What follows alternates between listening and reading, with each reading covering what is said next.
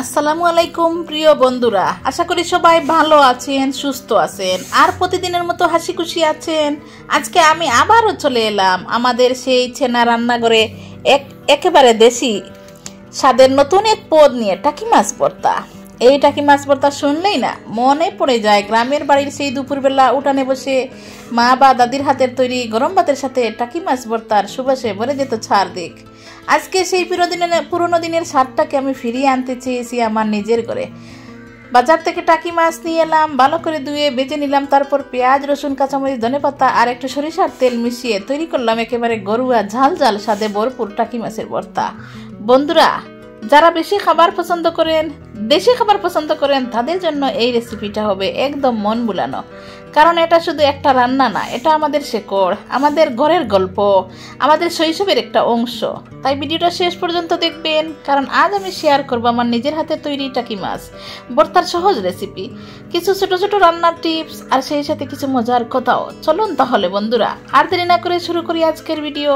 দেশি গ্রানে ভরা টাকি মাছ ভর্তা, আমার ঘরের ভালোবাসার ভরা এক প্লেট ভাতের গল্প। টাকি মাছগুলো আমি ধুয়ে পরিষ্কার করে টাকি মাছগুলো পেঁয়াজ, রসুন, কাঁচামরিচ এবং টাকি মাছগুলো দিয়ে একটা ফ্রাই প্যানের মধ্যে আমি ভালো করে ভেজে নিচ্ছি। টাকি মাছের মধ্যে কাঁটা আছে, এই কাঁটাটা কিন্তু আমার পরে বেছে ফেলতে হবে। এখন আমি একসাথে সবগুলো ভেজে নিচ্ছি, একসাথে সরিষার তেল দিয়ে ভেজে নিচ্ছি। খেতে অনেক মজা হয় আর খুব ভালো লাগে। টাকি মাছগুলো ছিল অনেক টাটকা, তোমরা তো দেখতেই পেলে টাকি মাছের কত সুন্দর। তো আমি টাকি মাছের মাথা রাখিনি, মাথা ফেলে দিয়ে সুন্দর করে কেটে বেছে পরিষ্কার করে নিয়েছি। তোমরাও সুন্দর করে কেটে বেছে নিবে। এবার আমি রসুনগুলো দেখতেছি যে শুদ্ধ হয়ে গেল কিনা। হ্যাঁ, রসুনগুলো সিদ্ধ হয়ে গেছে, কিন্তু এখনো ভাজা হয়নি। আমাকে আরক্ষণ ধৈর্য ধরে নেড়ে ছেড়ে ভালো করে ভেজে নিতে হবে। আর ভর্তা মানেই তো শুকনো মরিচ, যদি শুকনো মরিচ না দেওয়া হয় তাহলে তো ভর্তার মানে না। সেজন্য আমি কয়েকটা শুকনো মরিচ শুকনো খোলায় বেজে নিয়েছি, নিয়ে এখন আমি গুঁড়া করে নিচ্ছি। আমার মরিচ চিলি ফ্লেক্স শেষ হয়ে গেছে, সেজন্য আমি এভাবে চিলি ফ্লেক্স করে নিচ্ছি, নিয়ে আমি ভর্তার মধ্যে দিয়ে দেবো। কারণ যদি শুকনো মরিচটা এইভাবে দেয়, আমি টাকি মাছটা ভর্তা করবো, বেটে ভর্তা করবো না, হাতে মেখে ভর্তা করবো, সেজন্য আমার মরিচটা এইভাবে আগে গুঁড়ো করে দিলাম, যাতে আমার ভর্তা করতে সুবিধা হয়। আর তোমরা যারা মরিচ দিবা তোমাদের পছন্দ অনুযায়ী, যারা জাল পছন্দ করো তোমরা আমার মতো মরিচ দিবা। আমি খুব জাল পছন্দ করি, কিন্তু আমার বাচ্চাদের জন্য একটু কম দিতে হয়। আমি শুকনো মরিচও এরকম গুঁড়ো করে দিয়েছি, আর কাঁচামরিচ তো দিয়েছি। এবার আমি ভালো করে নেড়ে ছেড়ে ভালো করে মচমচে করে ভেজে নেব, যাতে লাল লাল হয়ে যায় ভাজিটা। তারপর আমি সরিষার তেল দিয়ে, আমি লবণ দিইনি এখনো, কিন্তু আমি যখন ভর্তা বানাবো না তখন আমি লবণ দিয়ে দেবো। এরপর যে আমি লবণ দেওয়া হয়নি আমার, আমি প্রয়োজন মতো যতটুকু লবণ লাগবে আমি ততটুকু লবণ দিয়ে দেবো। এখন আমি ভালো করে নেড়ে ছেড়ে ভেজে নেব।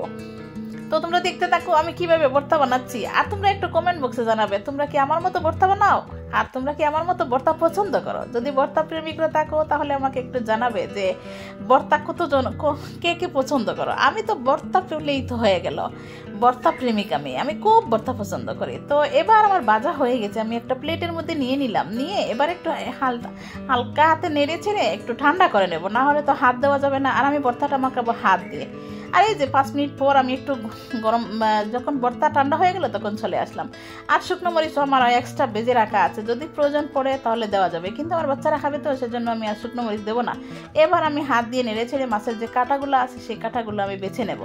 বেছে নিয়ে তারপর আমি পেঁয়াজ, রসুন এবং কাঁচামরিচ সরিষার তেল দিয়ে লবণ দিয়ে মেখে আমি ভর্তাটা বানিয়ে ফেলবো। এখন আমি একটু হাতে হাতে নিয়ে কাঁটাটা বেছে নিচ্ছি। যদি কাঁটা থাকে তাহলে দেখা যায় ভাত খাওয়ার সময় ভালো লাগে না। আমার অলরেডি কাটা বাছা হয়ে গেছে। এবার আমি একটু লবণ দিই, মরিচগুলো আগে আলাদা করে বেছে নিয়েছি। এবার আমি মরিচগুলো মেখে নেব, নিয়ে তারপরে আমি ভর্তাটা মেখে নেব। এবার কয়েকটা কাঁচা তাজা ধনিয়া পাতা দিয়ে দিলাম। ধনিয়া পাতার জন্য গ্রানটা এত বেশি টেস্টের হয়েছে, খেতেই যখন আমি মাখাচ্ছিলাম না তখনই মনে হচ্ছিল যে আমি খেয়ে নেই। তো বন্ধুরা, এই ছিল আমার আজকের ছোট্ট দেশি রান্না টাকি মাছ ভর্তা।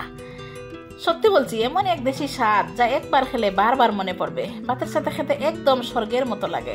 আশা করি ভিডিওটা আপনাদের ভালো লেগেছে। যদি ভালো লাগে তাহলে একটা লাইক দিতে ভুলো না, কমেন্টে জানাও কেমন লাগলো আজকের রান্নাটা। আর তোমাদের প্রিয় কোনো দেশি রেসিপি থাকলে সেটাও লিখে জানাও, পরের ভিডিওতে হয়তো সেটা বানাবো। আর যারা নতুন এসে দেখেছো তারা অবশ্যই চ্যানেলটা সাবস্ক্রাইব করে পাশে থেকো, বেল আইকনটা প্রেস করে রাখবে, তাতে করে আমার পরের ভিডিও আপলোড হলে সঙ্গে সঙ্গে নোটিফিকেশন পেয়ে যাবে আর তোমরা সময় করে দেখে নিতে পারবে। তো সবাই ভালো থেকো, নিজের যত্ন নিও, আর দেশি খাবারের স্বাদে জীবনটাকে রঙিন করে রেখো। আবার দেখা হবে নতুন একটা ভিডিওতে নতুন কোনো স্বাদের গল্প নিয়ে। ততক্ষণ সবাই হাসি খুশি থেকো, ভালো থেকো। আর এই যে তোমরা দেখতে পাচ্ছ আমার ভর্তা মাখানো হয়ে গেছে, এবার আমি লাড্ডু মেখে নিচ্ছি। একটা লাড্ডু দিয়ে ভাত খাওয়া হয়ে যাবে। আমরা মানুষ 4 জন, 4টা লাড্ডু করেছি, কিন্তু আমার ভর্তা একটু বেশি তো সেজন্য 2টো বেশি হয়েছে। তো সমস্যা নাই, পরের বেলায় খেয়ে নেবো। আমি একটু ভালোবাসি ভর্তা। তো তোমরা আমার ভিডিওতে কোনো ভুল ভ্রান্তি হলে আমাকে ক্ষমা করে দিবে। আল্লাহ হাফেজ, আসসালামু আলাইকুম।